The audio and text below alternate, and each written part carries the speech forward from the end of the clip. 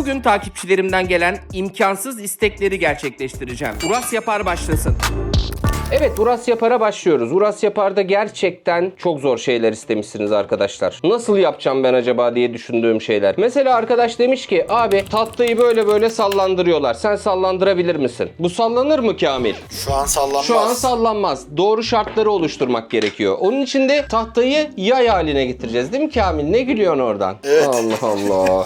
Neyse. Şimdi şöyle her santim başına bir çizik atıyorum Kamil'im. Şu kadar bir mesafe. Gerçekten bu sefer Uras Yapar videosunda hakkını vereceğiz. Çok garip şeyler yapacağız Kamil. Birbirinden farklı şeyler. Evet yani şey gibi değil. A101'e gir 1000 poşetiyle şoku sor. Öyle şeyler değil Kamil'cim.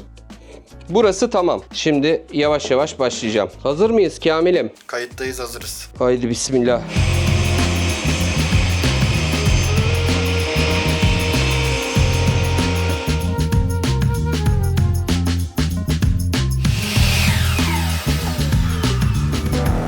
Nerede millet? O bir baktım kimse yok burada. Dur sesten çıktım abi bir dakika. Şey nerede? Abi burası toz duman oldu. Arkadaşlar şimdi bakın. Burası böyle istesek kıvrılır. Bu da bir yöntem. Şimdi şuralara atacağım o çizikleri. Böylece inşallah sallanacak.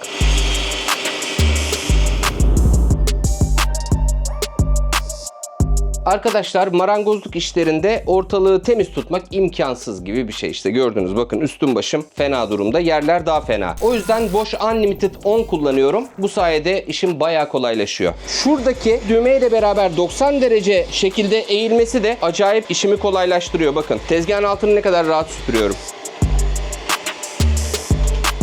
Oh evet. Büyük tehlikeler atlatarak tezgah testere yani daire tezgah testere bir atölyede olabilecek en tehlikeli ürünlerden biri. Saatte 200 km hızla dönüyor ve bir şeyi üstüne alıp fırlatabiliyor, takılabiliyor. Takıldığında parmak içeri giriyor, gitti 4 parmak Kamil. Lütfen gerekli güvenlik önlemlerini alın kullanırken. O yüzden şu son 2 tanesini yapmaya yemedi. Çünkü çok oynamaya başladı burası. Orayı bıraktım. Fakat bakın şimdi. Kamil. Oo, yaylı sistem. Evet. Bunu istersen mobilyalarda da ne yapıyorlar biliyor musun Kamil? Bunu buradan böyle kıvırıyor bak. Aralara daha ince tahtalar atıyor, yapıştırıyor. Böylece kavisli bir ahşabın oluyor. Çok iyi ya. Sallanıyor bayağı, yılan gibi. Evet. Bak sallayabilir misin demiştin Kamil. Salla bir abi. Oo, dur bekle. Sen sola ben sağa yapacağım. Bak nasıl sallanıyor. Vallahi işte gördün mü? Cıstak. Cıstak sallanma. Bunu kim bulmuş ya? Vikingler mi bulmuş yoksa Japonlar mı? Bence bu Japon işi. Japon işi, Çin işi. Biraz daha eğer şey yaparsam, kesmeye devam etseydim böyle 90 derece bir kıvrımla aynı tahtayı indirebilecektik. Uras yapar mı? Tabii ki yap. Tabii ki yapar. Şimdi arkadaşlar benim Japon hobilerine olan merakımı bildiğinden herhalde bir arkadaş demiş ki Dorodango yap. Dorodango'yu daha önceden duymuştum. Bayağı bildiğiniz çamuru alıyorlar, çeşitli işlemlerden geçiriyorlar ve onu kusursuz bir top haline getiriyorlar. Bilardo topu gibi ve sonra satıyorlar $100 falan. Şimdi bunun için ne gerekiyor bize? 40 gram ince kum gerekiyor. Onu da şunun içinden alacağım. Nasıl Kamil? Kum saati kumu. Şimdi bunu tabii kırmadan delmek lazım. O yüzden elmas uçlu matkap ucum var. Biraz ıslatacağım bunu. Ortalık batmasın. Şöyle ıslatıyorum biraz. Oldu. Patladı. Dur önce şu camdan kurtulmamız lazım tabii. Şu an her tarafı cam bunun. Bir havlu bulalım o zaman Kamil. Vuruyorum. Dur. Tamam kırıldı Kamil. Şimdi bunu benim bir şeyin içine koymam lazım. Kum saati oğlum bu 1 saatte böyle akar o zaman Kamil. Oo, böyle işimiz uzun. Olsun ya şöyle koyayım. Şimdi 40 gram kum çıkarttık abi gördünüz. 40 gram kumumuzu içine koyuyoruz. Bu beyaz kum olmasa da olur. Yani sizin etrafınızda olan ince bir kum işi görür. Ondan sonra daha önce ölçtüğüm 110 gram kil koyuyorum. Kumla ikisinin bir iç içe geçmesi gerekiyor. Bunu karıştırmamız lazım yoksa suyu koyduğumuzda bu kadar güzel karışmaz. Sonra 20 gram su koyacağız. Az ya da çok değil 20 gram. Bu ölçüler önemli evde yapacaksanız. 20 gram suyumuzu koyduk ve şimdi bunu böyle çamur haline getireceğiz. İçi şöyle göstereyim mi Kamil'im? Şu hale geldi. Yaklaşık 20 dakikadır yoğuruyorum. Ellerim de kıpkırmızı oldu tabii kilden dolayı. Şimdi bunu böyle bir içeride top haline getireceğiz. Olabildiğince yuvarlak hale getireceğiz. Şöyle bir şey ama daha da şey yapacağım. Yuvarlaklaştıracağız bunu. Hatta şöyle düz bir yerde yapın diyor Kamil'im. Erken mi aldık torbadan acaba? Çok bastırma abi. Biraz derken. Abi bu Japonların nesi kolay ki busu kolay olsun Kamil. Ama abi biraz bodoslama yaptın ya. Ağır oldu. Sanki kaldırır gibi düşündüm. Çok da bastırmadım biliyor musun Kamil'im? Tamamen sabır işi Kamil. Tamamen yani. Hani başka hiçbir şey değil. Bastırmıyoruz Kamil'im. Bak bir şeyler olmaya başladı ha. Evet zaten çıkan sesten de Değil mi? Bir 15-20 dakika böyle cilala parlat yapacağız herhalde. Ya bunu nereden buldun da bana sordun? Uras Yapar'ı soran arkadaş takdir etmek lazım yani. Ellerime bak bu arada. Kınalı kuzu oldum Kamil. Oğlum neredeyse oldu. Ama millet şimdi bırakıp gidecek. Diyecek ki bu kadar mı? Değil oğlum, daha çok iş var. Bastırsan içeri parmağın girer bunda. Öbürü bayağı taş gibi oluyor. Bittiğinde taş gibi olacak. Biraz bastırıyorum artık. Hadi be. İşte bastırdığım an böyle oldu. acele etmeyeceğiz işte. Evet abi. Yavaş yavaş olacak. Evet, Japon işi. Nasıl kurtaracağız bunu yani, onu düşünüyorum. Kırıyor. Yenisini yap diyeceğim. Baksana taş gibi olmuş da Kamil. Tüh ya. Bunu bir daha parçalayacağım şimdi. Arkadaşlar şimdi bunu bir daha eski haline geri getiriyorum. Evet. Üstünden haftalar geçti. Dorodango'yu tekrar toz haline getirdim. Blender'dan çektim. Şimdi yine 20 gram suyumuzu koyuyoruz. Kırmasaydık iyiydi. Evet ya. Uğraştıracak. Vallahi başladık karıştırmaya. İnşallah bu kez yapacağım. Uras yapar dedik yani sonuçta. Başlıyorum çevirmeye Kamil. Hadi bakalım. Yavaş yavaş. Çok bastırınca kırılıyor. Yamuk olarak pürüzsüz hale geliyor. Bastırmadan yavaş yavaş. Son zamanlarda yaptığımız en uzun süren video oldu Kamil. Her taraf attı. Allah. Allah. Gerçekten canım sıkılıyor artık ya.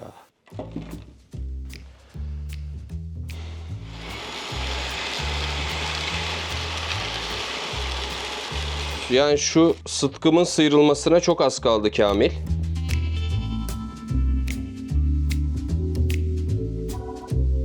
İlerliyor Kamil sanki ya. Farklı metotlar deniyorum arkadaşlar. Kuruma ihtimaline karşı yüzeyin minik minik damlalar sıkıyorum üstüne, su damlaları. Kamil abi dedi bunu bıraksak mı? İtiraf et. Evet dedim. Vallahi bunu dedi Bu bıraksak arada mı? ben hala aynı fikirdeyim. Hala olabilir diyorsun değil mi? Uğraşılacak iş değil abi.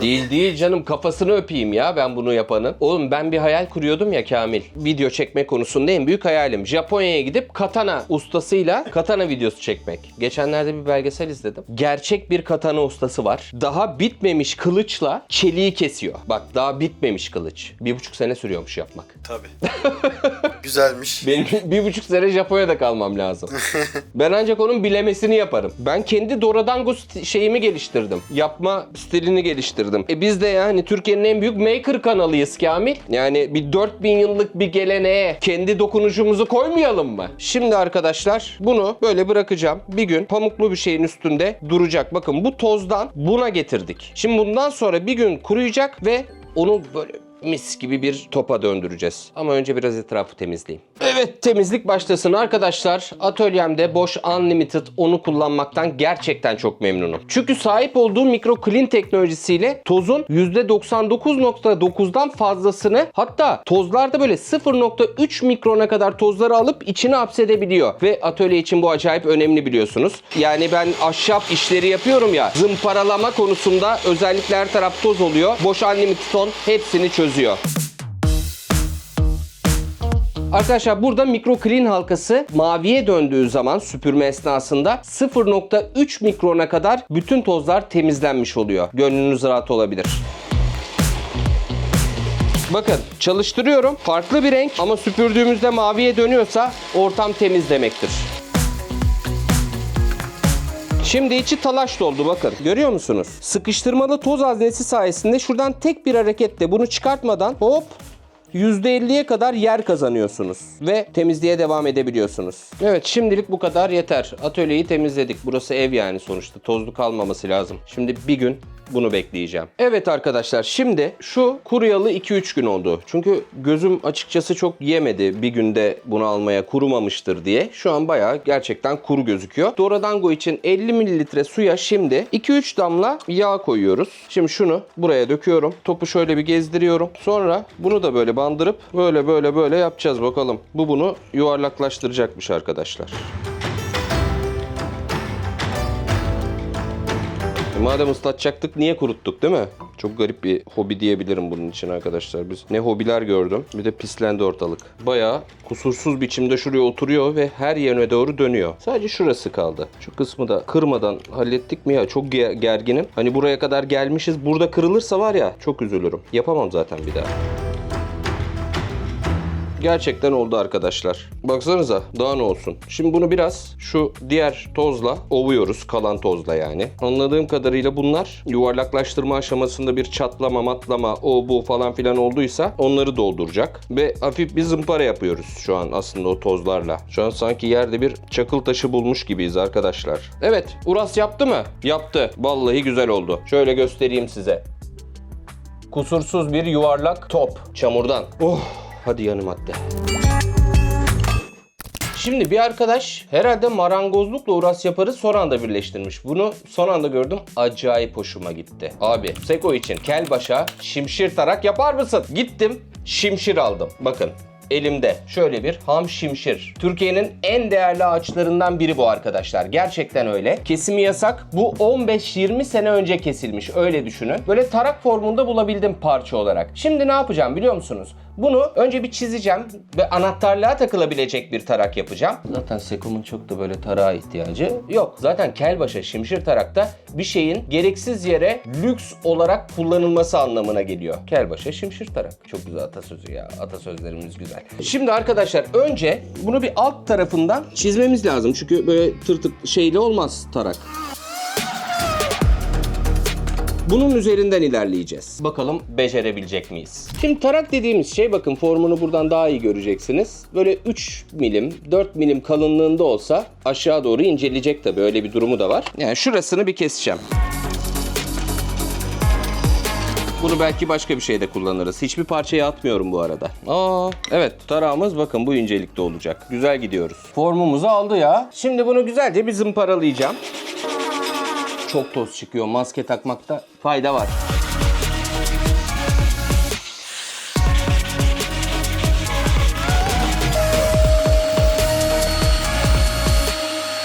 Evet, terledim resmen bakın. Şimşir sert bir ağaçmış. Şimşirden neden tarak yapılmadığını, yapılırsa neden bu kadar değerli olduğunu daha doğrusu anladım. Hani bir taraftan sadece buradan ter gelmedi yanlış anlamayın yani. Durum ondan ibaret değil. Şimdi şu köşelerini bir hafif yuvarlayacağım. Bakın bu hale getirdim zımparalayarak. Kulağınıza söyleyeceğim. Herhangi bir saça da değmeyecek zaten. O yüzden sıkıntı yok. Ama böyle olmaz ya. Bunun kesinlikle simetrik olması lazım. Elle çizemem. Başka bir yöntem bulmam lazım. Evet arkadaşlar dedim ya daha kolay bir çözüm bulacağım. Lazer markalama cihazımla üstüne şöyle bir tarak resmi çizeceğim. Çünkü simetrinin bozulmasını istemiyorum açıkçası. Gitmek istediğim sonucu yapabilecek miyim? Çünkü elimde sadece bir tane şimşir var. Rezil edemem. İşte şunu istiyorum ben. Bunu şimdi tarağın üstüne yapacağım. Şunun üstüne. Gücünü biraz düşüreceğim. Ondan sonra bu iş olacak. İnşallah. Yapıştır. Evet. İşte belli belirsiz. Üstünde çizim var. Şimdi bunu keseceğim. Tarağa benzeyecek yani.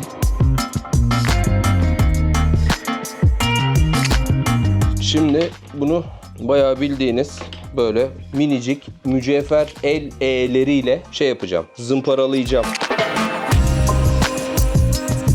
Arkadaşlar bakın şu hale getirdim. Şuradaki sap ve kabuk detayı çok güzel olacak. Şimdi bundan sonra tarak dediğiniz şey biraz böyle aşağı doğru şey olur. Şöyle bir hafif üçgenimsi bir şey olur ya. Onu yapacağım. Onun için de şu küçük zımparamı kullanacağım. Evet arkadaşlar şimdi şunu göstereyim size. Seko'nun amblemini basacağım. Şu çok resim gibi. Bunu bastım lazerle ama bu değil de sanki şu bakın. Şu daha güzel böyle hani daha ikonik falan bir şey. Onu basacağım. Tarağın son hali bu. Anahtarlık deliğimizi açtık. Cillop. Cillop. Şimdi basıyorum. Küçük olanı. Hadi bakalım.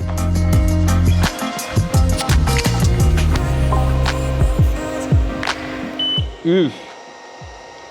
Dınının dınının dınının. Bir de şu köşeye UB logomu basayım ya. Evet. Şimdi bunu bir anahtarlığa çevirelim. Bir de yağlayalım güzelce.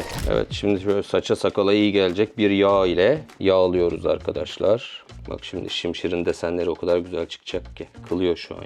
Yıkılıyor. Sekoma tarak yaptım şimşirden ya. Kelbaşa ya. Yıkıldı ya. Çok güzel oldu abi.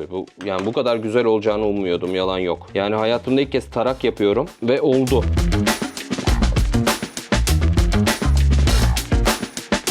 Şimdi arkadaşlar 10 numara iş oldu. Gerçekten çok güzel oldu. Logom burada. UB, Sekom'un şeyi, şimşir tarak, gel başa. Ama her taraf toz. Atölyeyi temizleyeceğim. Ondan sonra Sekom'a götüreceğim bunu.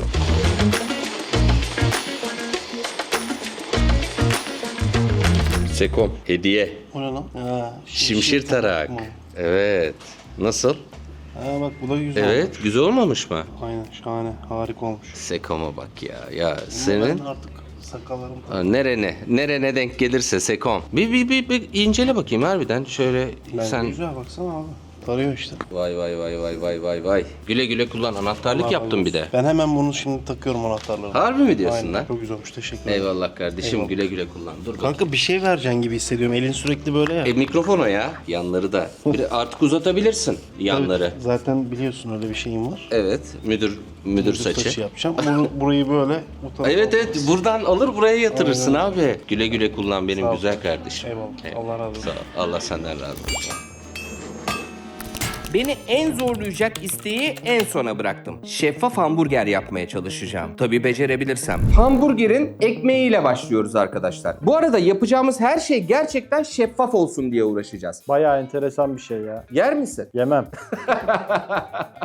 Belki yersin ya. Peşin hükümlü olma. Bakacağım. Gırtlak yemiş adamsın sen Kamil. Evet, köpek maması. Köpek maması olarak gırtlak bile yedik zamanında. Neyse şimdi hamburger ekmeği için önce 600 mililitre su gerekiyor bize. Abi ben şimdi olayı anlamadım. Bir söyle. onu anlat. Ya nasıl olacak bu? Ya abi mesela hamburger ekmeğini kıtır kıtır bir hamburger ekmeği olacak. Tamam mı? Çünkü onu aslında içinde kullanılan malzemeler renklendiriyor ya. Mesela un renklendiriyor. Ama buğday unu renklendiriyor. Asya'da pirinç unundan şeffaf lavaşlar yapıyorlar. İşte nişastadan hatırlıyorsun şeffaf ketçap yaptık. Evet. Arrowroot tozu diye bir şey var. Arrowroot diyorlar ama aslında arrowroot. Yani bir arrow diye bir bitkinin kökünün tozu. O da lezzet katacak ve şeffaflığını bozmayacak. Ve bizim elimizde böyle şeffaf hamburger ekmeği olacak. Yani planlar bu doğrultuda. Önce şeffaf hamburger ekmeği için 650 mililitre su gerekiyor. Allah kahretmesin Hatice! Ana.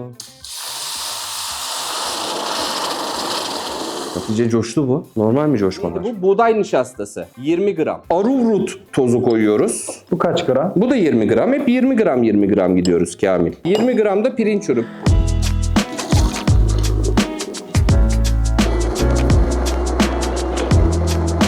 Bekledikçe şeffaflaşacak. Enteresan bir şey olacak. Hadi bakalım. Döküyorum tekrar. Şimdi bunun kaynama süreci ve biraz kıvamlanma sürecini bekliyoruz. Bak Kamil görüyor musun? Evet, bir yoğunluk var. Kıvam oluştu. Şimdi yağlayacağım kalıp olarak kullanacağımız şeyleri. Böylece çıkartırken daha kolay olacak bizim için.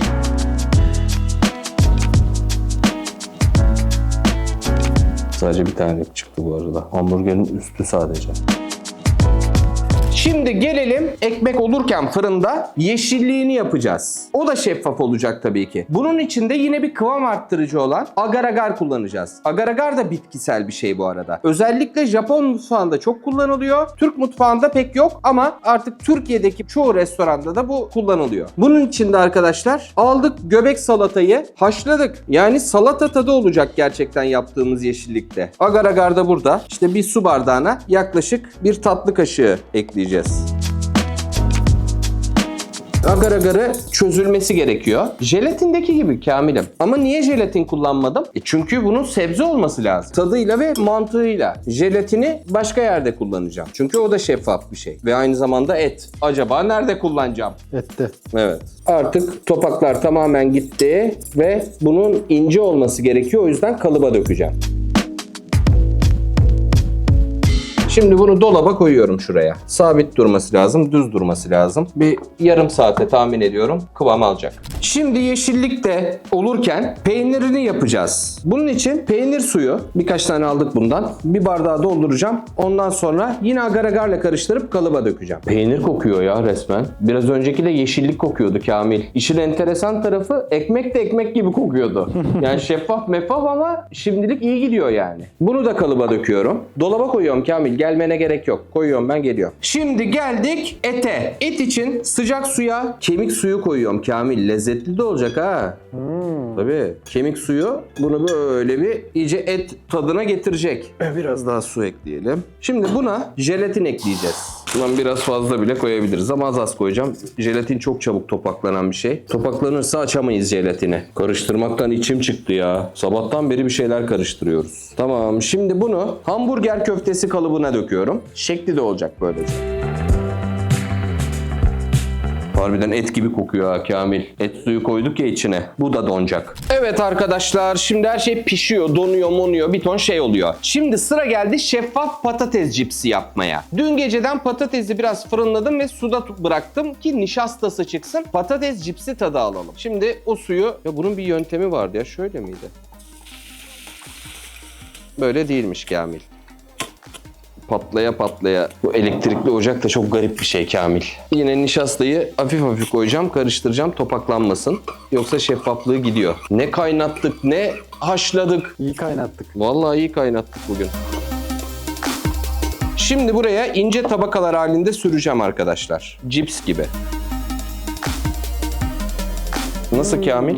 Anladım. Bildiğin paket cips gibi. Evet evet. Tamam, şimdi bunu arkadaşlar fırına koyacağım. Şimdi bu videonun en zor yerlerinden birindeyiz Kamil. Gözlerin yandı mı? Daha bana gelmedi. Turşu suyu kaynatıyoruz oğlum. Of. Acılı turşu suyu, acı sos için. O da şeffaf olacak bak. Buna çok az agar agar koyacağım. Sos kıvamında olsun diye. Evet. Günler süren uğraşın ardından arkadaşın dediğini yapabildiğimi düşünüyorum. Şeffaf köftemiz hazır. Çıkartırken bir koptu ama önemli değil. Nasıl, gözüküyor muyum? Köfte bu, kopar abi. Evet aynen. Bak nasıl? Çok iyi, şeffaf. Allah kahretmesin, paramparça oldu. Neyse. Ekmeğimiz hazır. Bekliyor muydun Kamil her şeyin şeffaf olabilmesini? Yani her şeyin şeffaf olabilmesini açıkçası beklemiyordum. Vallahi ben de beklemiyordum ama sürdü yani. Nasıl? Evet, arkası gözüküyor. Ne şimdi bu? Ekmek. Hamburgerin üstü mü? Evet, hamburgerin üstü. Şurada cheddar'ımız var. Gözüküyor mu? Evet, gözüküyor ama tabii böyle buzlu cam gibi. Evet. Yani biraz... bak bu da şöyle herhalde gözüküyordur elim. Cheddar. Şurada bir marulumuz var Kamil. Bu bir marul mu? Evet. Bunu şimdi ben marul gibi keseceğim. Çok güzel gözüküyor. Burada acı sosumuz var. Şurada da patates cipslerimiz var. Şimdi onları da çıkartıyorum. Çünkü menü yapacağız ya. Yapacaktık ya. En sonunda şeffaf içecek şişemizi yapacağız. Şimdi başlıyoruz hamburgerimizi yapmaya. Köfte. Köfteyi koyduk. Yeşilliğimizi de koyduk. Ondan sonra cheddar'ımızı da koyduk. Biraz içine çıtırlık ekleyelim. İçine böyle patates cipsimizden koyalım. Hani çıtır çıtır olsun. Acı sosumuzu koyacağız. Ekmeği kapattık. Hamburgerimiz hazır. Beni görüyor musun? Şu hareketi. Dur bakayım şuradan. Evet yani gözükmemesi normal bu arada. Kalın çünkü arkaya doğru. Ama bak şu ekmeğin oradan görürsün. Garip bir hamburger görüyorum abi. Evet. Şeyi unuttum ya. Karamelize soğanlarımız vardı. Soğan suyuyla yaptığımız. Bak bunlar da şeffaf Kamil. Onları da koyalım. Çıtırlama artsın. Kapattım. Şimdi tabağımızda bir hamburgerimiz var. Şimdi sıra yenebilir gazozumuzda. Suya 1 gram sodyum alginat koyuyoruz. 1 gram sodyum alginatı koyuyoruz. Sodyum alginat pardon. Bunu arkadaşlar karıştıracağız. Buna da 4 gram kalsiyum laktat koyacağız.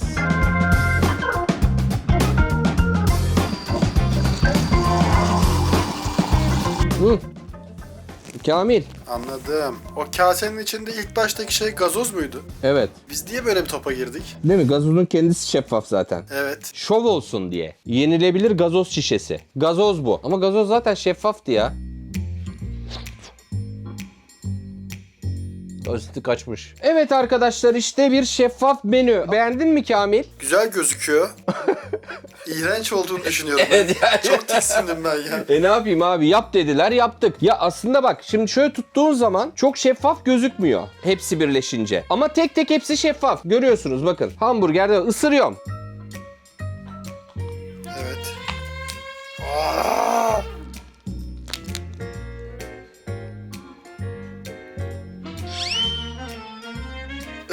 Çok kötü. Şu kilit poşet. Afiyet olsun. Hamburger çok kötü. Cips güzel. Tatlar benziyor mu? Gazozla şekerli suya dönüşmüş. Yalnız gazozu böyle yiyorum. Sana bir şey söyleyeyim mi? Hemen hemen koyduğumuz her şeyin tadını aldım arkadaşlar. Patates nişastası mı koyduk? Aldım ekmekten. Jelatin aldım. Ondan sonra agar agar acı sos, turşunun tadını aldım. Marulun tadını aldım Kamil. Ama sana bir şey söyleyeyim mi? Bu yemek değil. Yani bir de 2 hafta sürdü bunu yapmamız. Ama Uras yaptı mı? Yaptı. Yani Uras yapar. Keşke her istediğinizi bu videodaki gibi yapabilsem. Ama bu da fena değil, değil mi? İzlediğiniz için teşekkürler.